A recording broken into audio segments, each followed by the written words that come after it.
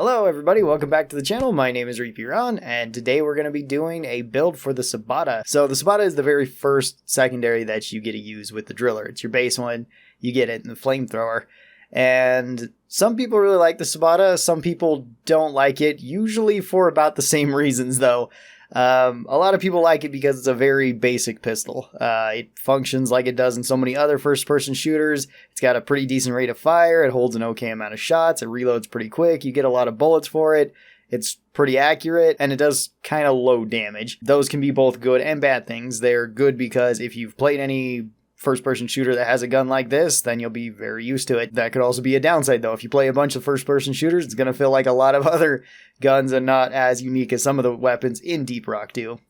So, let's go over some of the builds for it. I'm going to go over regular builds first, and then I'm going to go over all the overclock builds. First up is going to be my general purpose build, and then I'll suggest another build that I've also used fairly frequently. So, in Tier 1, we have the improved alignment. This gives us 0 base spread.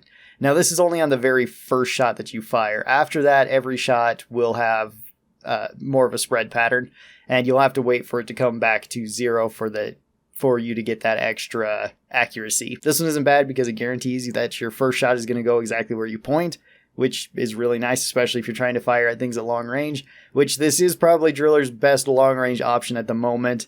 Not counting overclocks, because then maybe Ice Spear might be, although this one is much faster and the bolts move quicker than Ice Spear. Our second option is a higher magazine size, so we go from holding 12 rounds to holding 17. That's pretty good. Means that we don't need to reload as often, or when we do reload, we get more shots in our gun, so no downside there. And then we have a quick fire ejector, which increases our reload speed, so we go from 1.9 seconds to 1.3 seconds. You can kind of reload cancel the Subata, but it's not that noticeable if you do it. So the faster reload is pretty nice. Usually in Tier 1, I go with either the high magazine size or the faster reload. Just kind of depends how I feel. I don't go with the improved alignment that much, at least without any overclocks, because the Subata is already fairly accurate. It doesn't need to be super accurate. It's kind of nice for very long range shots, especially if you're trying to take out like a leech or something. But outside of that, it has good enough accuracy for me. In Tier 2, we have extra ammo or we have damage. Extra ammo gives us 40 more rounds, so we go from 160 to 200. That's nice. Or we can have one more direct damage, so we go from 12 to 13. Usually I go with the extra ammo here. Most of the time I'm spam firing this.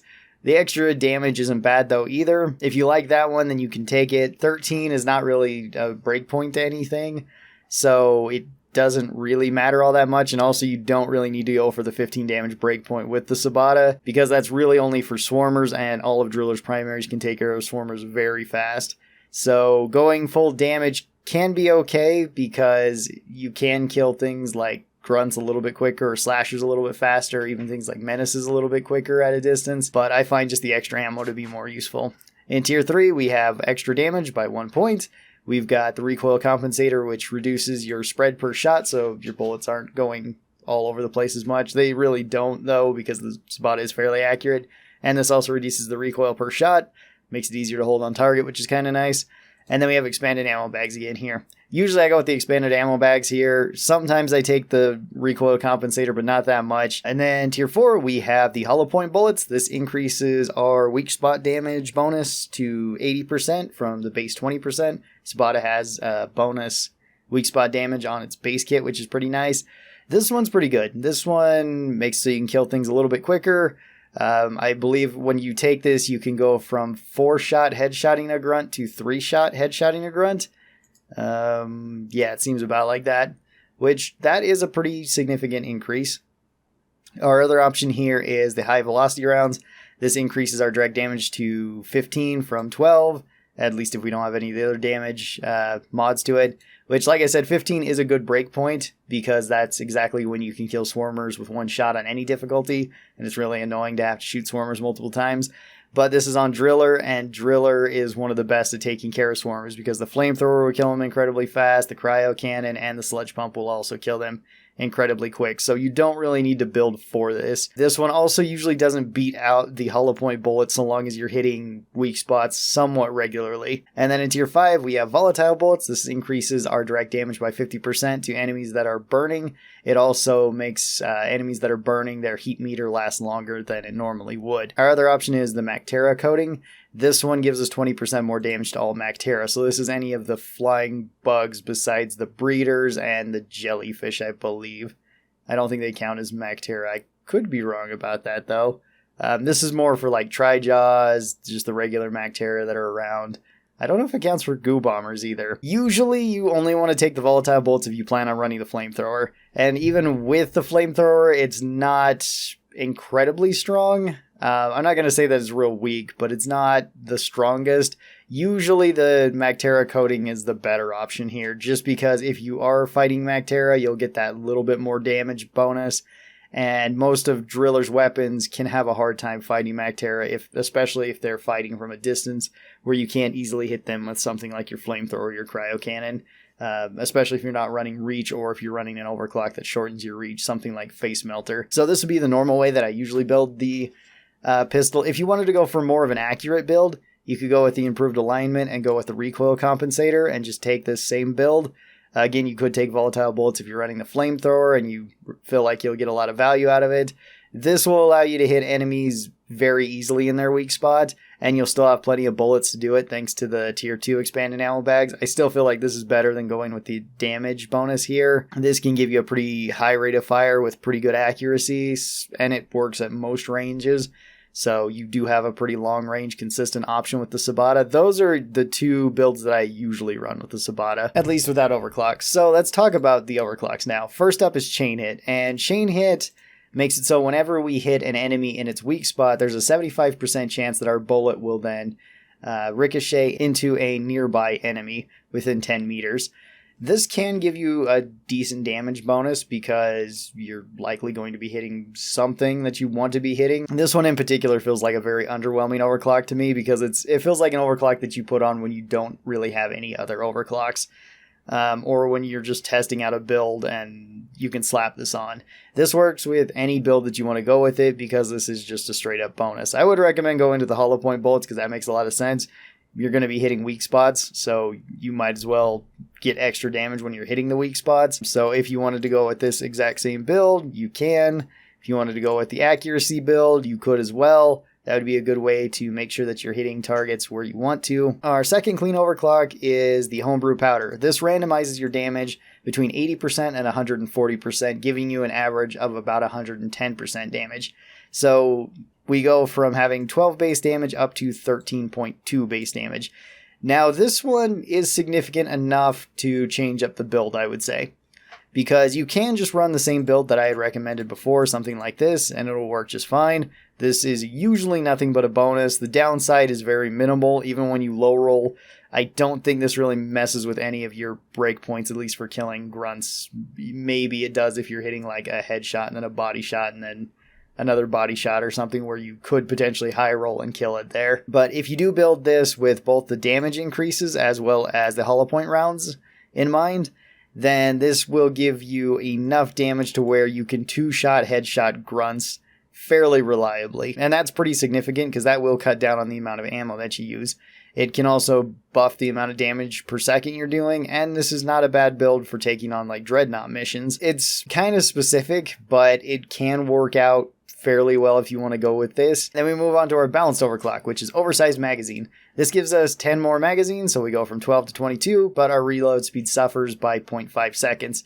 Now, if you take the quickfire ejector in tier 1, you pretty much negate it entirely. In fact, you get slightly faster reload speed than base, and you get the 10 extra rounds. That's pretty good. You could also go with the high capacity magazine. That's usually what I like to do with this one. So we have 27 rounds. If you're taking like Born Ready with the driller, which is already a little bit weird, but if you're taking it with like the flamethrower, it's not a bad option. And then taking the larger magazine, it's very easy to switch between the two because you're likely not going to run out of bullets with the Subata before your flamethrower is reloaded, and you're not going to run out of fuel with the flamethrower before your Subata is reloaded. So you can just keep switching back and forth between these, and that's one way to do it. Another way is just to not worry about the extra reload speed because the 27 rounds in the gun is pretty significant, especially for shooting at long range. I usually go with extra ammo in tier 2. In tier 3, it's your option. All of these are pretty good. Recoil compensator's not bad. I usually go with extra ammo. Extra damage isn't bad. Once again, hollow point bullets usually beats out high velocity rounds. And then if you are taking the flamethrower, something like volatile bullets, this one is kind of noticeable with the flamethrower and with something like Born Ready. If you're not, then the MacTerra coating again is a great option. All right, then we move on to the unstable overclocks. First up, we got automatic fire. This turns your pistol pretty much into a submachine gun. Now, you only have 12 bullets in your pistol normally, so you can run through bullets pretty quick.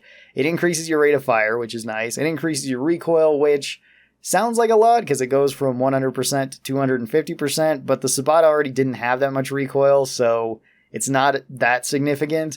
Same with the base spread is increased by 100%, so this is your first shot. Your first shot is less reliable than it otherwise would be. If you're really concerned about that, you can go with the improved alignment, but I wouldn't really bother with it. I usually don't take this with the automatic fire. I either go with the high capacity magazine to have 17 rounds, or with the quick fire ejectors if I just want to spray this out. So either one of these I think is the better option. If you just can't stand how inconsistent your first shot is though, the improved alignment isn't a bad option.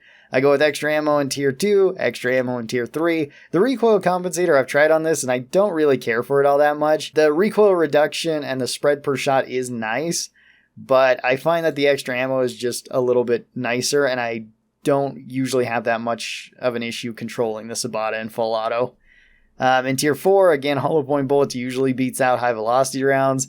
And then once again, if you're using the flamethrower, maybe volatile bullets. If not, or if you don't feel like it's necessary, the MacTerra coating is a better option. And then we have explosive reload. This works the same as embedded detonators. So this lowers your overall ammo by quite a bit. It cuts your ammo in half. It lowers your magazine quite a bit. That also gets cut in half. But what this does is whenever you shoot something, it embeds a detonator inside of it. Once you go to reload the gun, each of these detonators explode, dealing 42 damage to any enemy that was hit by this, which that's pretty nice. That increases your damage pretty significantly. This one, just like embedded detonators, doesn't really make sense to build for damage because most of the damage is coming from the reload. So you usually just want to max out the amount of ammo that you can have. Reload speed is also pretty useful. So for this one, I go with quick fire ejector just so that we can reload quicker, trigger this explosion more often. I go with extra ammo in tier 2, extra ammo in tier 3. This way we're at 120 rounds. And going with these damage bonuses or the recoil compensator isn't going to help us all that much. We mostly just want extra ammo so that we can keep using this. Again, hollow point bullets does give us more damage than high velocity rounds. And then usually I go with MacTerra coating here. You could go with volatile bullets, however the damage bonus on this is only on the direct damage, it's not on the explosion of the detonator. So just keep that in mind. It's not a bad option, especially if you're using the flamethrower. And then our last overclock is the tranquilizer rounds. This one lowers our rate of fire, lowers our magazine size, but that's the only two downsides that it has, which aren't that bad. The upside is that every bullet has a 50% chance of stunning an enemy, and it stuns it for 6 seconds. This is one of the longest stuns in the entire game. This one is also particularly good against MacTerra and MacTerra plagues, I've found, because a lot of the time Tri-Jaws want to start spitting at you, and Tri-Jaws are incredibly dangerous. If you can hit them and stun them, that is 6 seconds where they can't be charging up a shot for you, and you can likely kill them. So in tier 1, I like to go with the improved alignment for this. This is just so that the first shot, wherever I'm aiming, is exactly where the bullet's going to go. Meaning that it's going to be very easy for me to hit weak spots at any sort of distance with this. In tier 2, I usually go with expanded ammo bags. It's nice. You could go with the damage though, because we're not really losing out on ammo from taking this, so it's your choice. In tier 3, once again, expanded ammo bags. In tier 4, hollow point rounds. I want to be hitting weak spots so we do even more damage when we are damaging things. And then tier 5, MacTerra coating. As I said, this is really good against MacTerra, particularly Tri-Jaws. Makes a lot of sense to pair it with this. As you can kind of see, a lot of the Subata builds that I use are pretty much the same. Unfortunately, there's not a whole lot of other options to go with here with the Subata, and the damage bonuses that they give you aren't really that significant. Same with like your tier 5s. The MacTerra coating works for everything, and the volatile bullets really only work in conjunction with the flamethrower, or if a teammate is bringing fire. So if you got like a hurricane with fire, or incendiary grenades, or something else. So it's just less consistent to build around, where MacTerra coating just works with everything. I kind of wish they would buff the Subata a little bit. Maybe give it another tier 5 and maybe rework volatile bullets a little bit, because it made sense when there was only really the flamethrower and the cryo cannon. So you could, say you could pick between each one of them. But with the sludge pump added too, And with there being more variation, as well as this being pretty decent at killing Mactera, so Mactera coating makes even more sense. I kind of wish that volatile bolts would get changed a little bit. So hopefully this kind of helped you out. Thanks everybody for watching this. I really do appreciate it. Special thanks to the supporters of this channel. These are my members over here on YouTube and my patrons over on Patreon. They get early access to videos like this. And if you would like to be a part of that, there are links down in the description. Remember to like and subscribe, and I'll see you guys next time. Bye-bye.